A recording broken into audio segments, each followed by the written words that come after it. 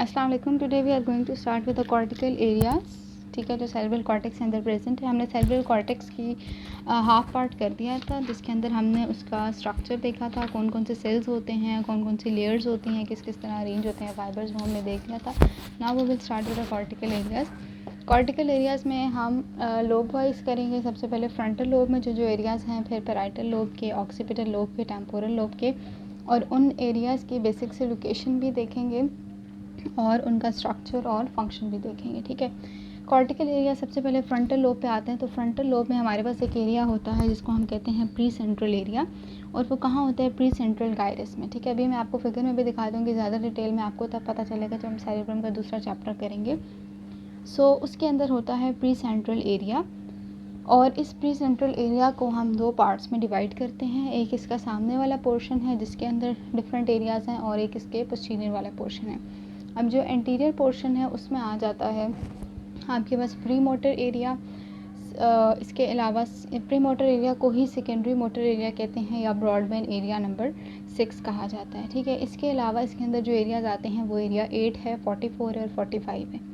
फिर पोस्टीरियर आपके पास जो प्री सेंट्रल एरिया का जो पोस्टीरियर पोर्शन है उसमें आ जाता है मोटर एरिया। ठीक है, इसके अलावा primary motor area and area number 4। यहाँ पे डिफरेंस याद रखना है, एंटीरियर पोर्शन में प्री मोटर एरिया होता है, पोस्टीरियर में प्राइमरी मोटर एरिया होता है। जो प्री मोटर एरिया होता है वो क्या करता है? Stronger stimulation for muscle activity. ठीक है, कि और इसके अलावा इसका ये काम है कि इसने मस्कुलर एक्टिविटी को स्टोर भी करना है। जैसे हमने एक मूवमेंट की, कोई भी एक स्पेसिफिक मस्कुलर मूवमेंट हमने की, ठीक है, और हमने जिस तरह योगा है हमने रिपीटेडली वो करना है, ठीक है, आफ्टर डेज या इस तरह डेली बेसिस पे, तो वो आपकी बॉडी के अंदर प्री मोटर एरिया में वो मस्कुलर मूवमेंट की इंफॉर्मेशन स्टोर हो जाती है। ठीक है, कि अब बॉडी ने इसी तरह से दोबारा से मूवमेंट करनी है। पोस्टीरियर एरिया में जो आपके प्राइमरी मोटर एरिया वो कंट्रैक्शन, वो डायरेक्टली कराता है कंट्रैक्शन, जबकि जो प्री मोटर एरिया उसने प्रोग्रामिंग करनी है, या वो इस तरह से एक तरह से कंट्रोल कर रहे हैं। ठीक है,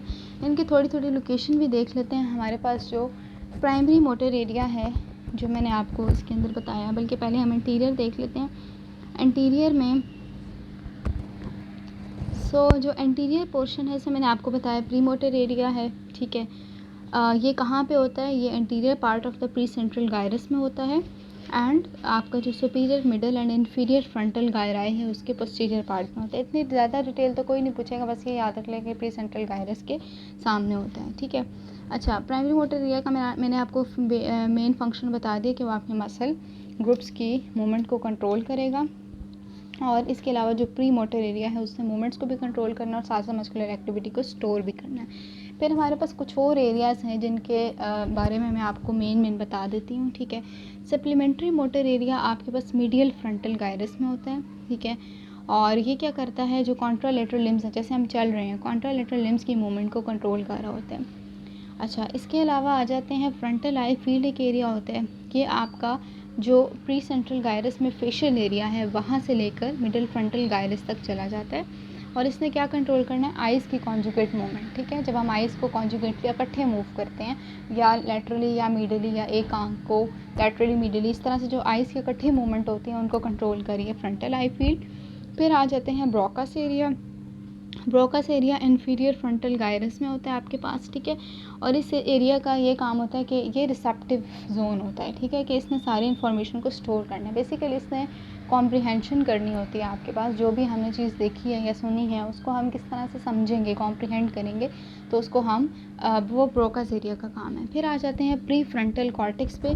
तो जो प्री फ्रंटल कॉर्टेक्स है ये काफ़ी बड़ा एरिया होता है, ये प्री सेंट्रल एरिया के सामने होता है। ठीक है, इसका क्या काम है? इसने इंडिविजुअल की पूरी पर्सनालिटी को बनाने में इसका कंट्रोल है, क्योंकि इसने कॉर्टिकल, सब कॉर्टिकल सोर्सेज से डिफरेंट जगह से सिग्नल्स रिसीव करने होते हैं, और एक पर्सन की जो फीलिंग है उसको ये कंट्रोल कर रहा होता है, या फिर जजमेंट और रीजनिंग की जो एबिलिटी है उनको ये कंट्रोल करते हैं। ठीक है, तो आपको फ्रंटल लोब के इतने एरियाज़ का पता होना चाहिए। अब हम इसको फिगर में एक बार देख लेते हैं, जो जो चीज़ें हम अप्रिशिएट कर सकते हैं फिगर में वो हम यहाँ पे देख लेते हैं।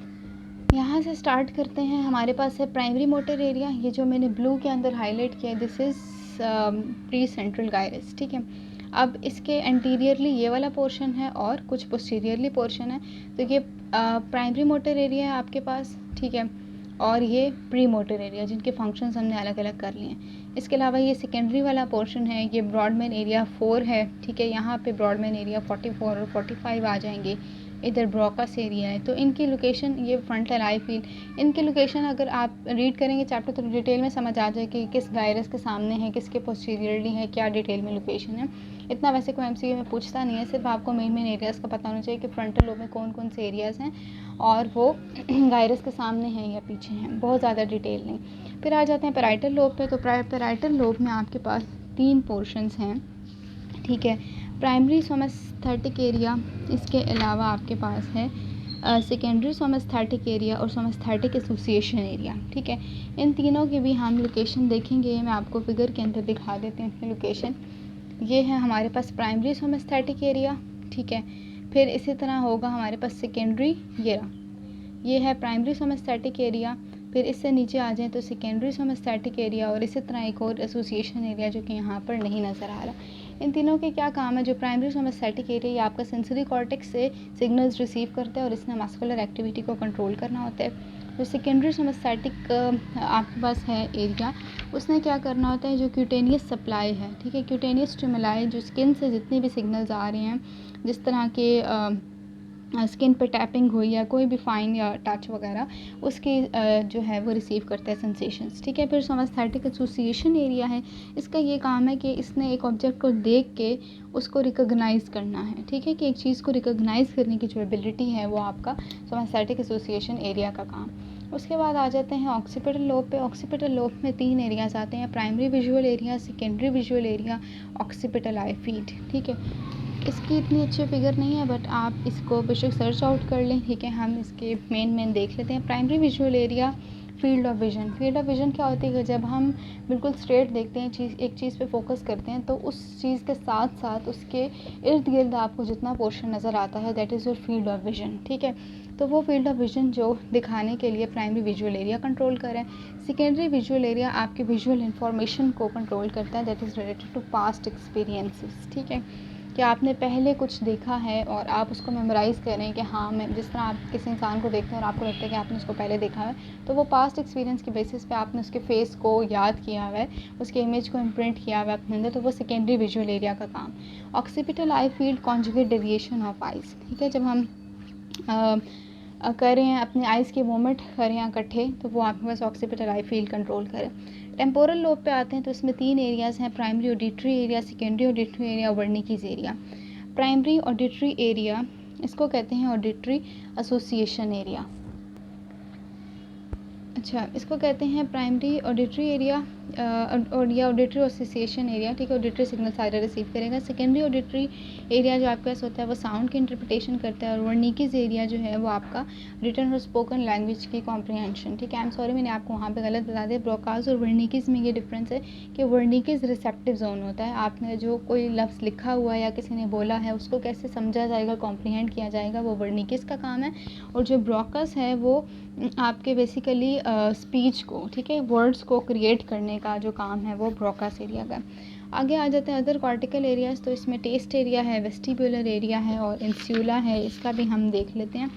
टेस्ट एरिया जो है ये आपका पोस्ट सेंट्रल गायरस में लोअर एंड पे होता है, ठीक है, और ऑब्वियसली टेस्ट की सेंसेशंस को रिसीव करे। वेस्टिबुलर एरिया आपका पोस्ट सेंट्रल गायरस के ही पास होता है और ये फेस से ज़्यादातर सेंसेशन रिसीव करे। और इसने ये कंट्रोल करना होता है कि आपका हेड जो है वो किस पोजीशन में है, हेड की क्या ओरिएंटेशन है, ठीक है, वो वेस्टिबुलर एरिया। वेस्टिबुलर ऑपरेटर्स वैसे भी आपको होता है, आपका बैलेंस और इक्विलिब्रियम कंट्रोल करता है, तो आप वहाँ से याद रखें।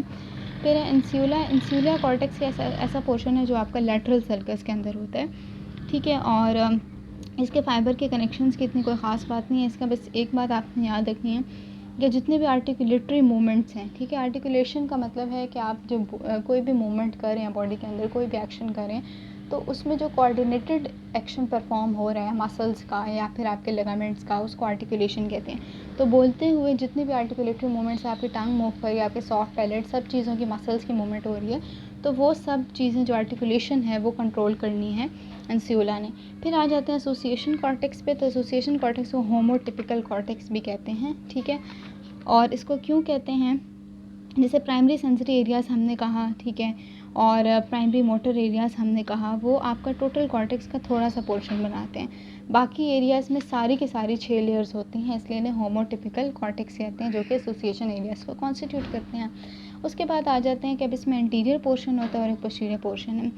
और एंटीरियर पोर्शन आपका क्या करता है, रिकॉलिंग, ठीक है, यानी जैसे आपने कोई चीज़ देखी है और आप उसको बाद में रिकॉल करने की कोशिश करें तो वो चीज़ आपके पास आ जाती है, इसके एंटीरियर पोर्शन को कंट्रोल करे। इसके अलावा आपका जो पोस्टीरियर पोर्शन है उसमें विजुअल इंफॉर्मेशन आती है, वो रिसीव करता है और उसको साइज़ और टेक्सचर की फॉर्म में अप्रिशिएट करना। स्टेरोग्नोसिस का मतलब होता है कि 3 डायमेंशनल आइडेंटिफिकेशन करना। जिस तरह आपके हाथ में कोई ऑब्जेक्ट दे दी जाए और आपको कहीं आंखें बंद करें तो आप उसको फील करके बता सकते हैं कि ऑब्जेक्ट की शेप ऐसी होगी, ये इसका टेक्सचर क्या है, इसका स्टफ क्या है, ठीक है। तो वो आपके पास काम है इसके पोस्टीरियर वाले पोर्शन का। तो this is all about cortical areas की बहुत ज़्यादा डिटेल है स्नेल में, इतनी ज़्यादा आपको करने की ज़रूरत नहीं है। फंक्शंस भी मैंने ब्रीफली इसीलिए यहाँ पे बताए हैं क्योंकि ये तो वैसे फंक्शंस फिजियो का काम है, लेकिन फिजियो में फंक्शंस आप बहुत डिटेल में इसमें पढ़ेंगे एग्जांपल्स के साथ। अभी मैंने आपको मेन इनका काम बता दिया और मेन स्ट्रक्चर बता दिया। I hope this is clear. Thank you so much.